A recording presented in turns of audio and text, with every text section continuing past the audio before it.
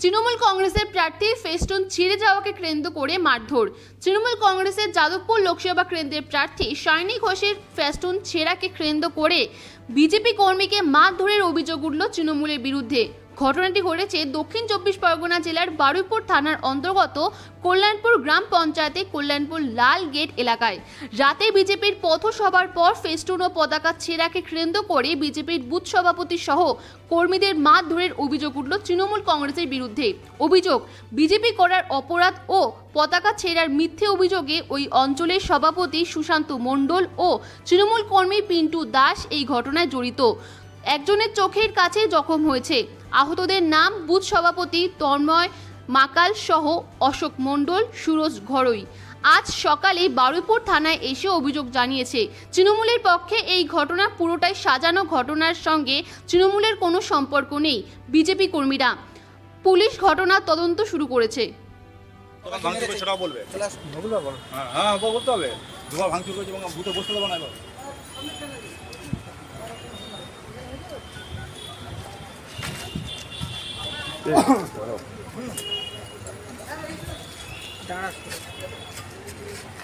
ঠিকমতো রোড করলে কি হয়েছে দাদা? আমাদের গত রাতে আমাদের একটা বিজেপির একটা পথসভা হয়। সেই পথসভা করার পরে রাত 10টা সাড়ে 10টা নাগাদ আমরা সব পথসভা ভেঙে দিয়ে বাড়ি চলে যাই। এবং এই পথসভার পাশে একটা তৃণমূলের ফেস্টুন ছিল। সেই ফেস্টুনটা কে ছিঁড়েছে বা কারা ছিঁড়েছে আমরা জানি না। সকালে এসে আমাদেরকে থ্রেট করে এবং পরে পতাকা আগের দিন প্রোগ্রাম হয়েছে, যেহেতু তাহলে এই পতাকা তোরাই ছিঁড়েছিস বলে অঞ্চল সভাপতি কল্যাণপুর অঞ্চলের অঞ্চল সভাপতি সুশান্ত মণ্ডল থাকাকালীন এবং তার দলবল পিন্টু দাস নামের একটা ছেলে এবং অন্যান্য আরও কিছু ছেলে দলবল নিয়ে এসে আমাকে ধরে মারধর করে। কোথায় হয়েছে? কল্যাণপুর লাল গেট। হয়েছে। আপনার নাম কি? আমার নাম অশোক মণ্ডল। আর আপনার নাম? আমার নাম সুরজ ঘোড়ই। কালকে রাতে ওই একই আমাদের প্রোগ্রামের মধ্যে আমরা সবাই ছিলাম। আমি হচ্ছে বুথ সভাপতি আছি কল্যাণপুরের 180। তো সকালবেলায় আমি যখন শুনলাম যে এখানটা একটা গন্ডগোল হয়েছে, আমি ওখানটা কী হয়েছে আমি দেখতে গেলাম।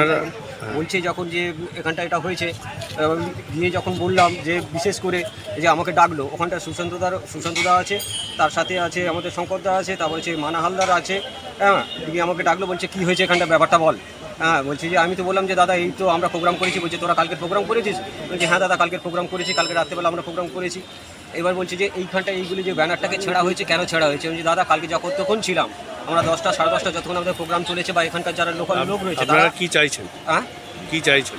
ওখানটা একটা পরিষ্কারভাবে আমাকে যেটা বলেছে সুশান্ত মণ্ডল, আমাকে সত্যি কথা বলতে একদম পরিষ্কারভাবে একটা কথাই বলে দিয়েছে যে বিজেপি যদি করা হয় এখানটা সব কটাকে ধরে মারধর করা হবে, এটা বিজেপি করা যাবে না। 1 নম্বর কথা। 2 নম্বর কথা হলো কল্যাণপুর টোটাল এলাকার একটা পোস্টার বা একটা ফেস্টুন বা একটা দেয়াল লেখনে কোনো রকম আঁচড় যদি কেটেছে, সরাসরি মানে কেউ কিছু করুক আর না করুক, সুরজ ঘড়ই আমাকে নিদান ওখানে স্টিল দাঁড়িয়ে আমাকে বলেছে যে তোকে তুলে নিয়ে আনবো, তোকে মারা হবে।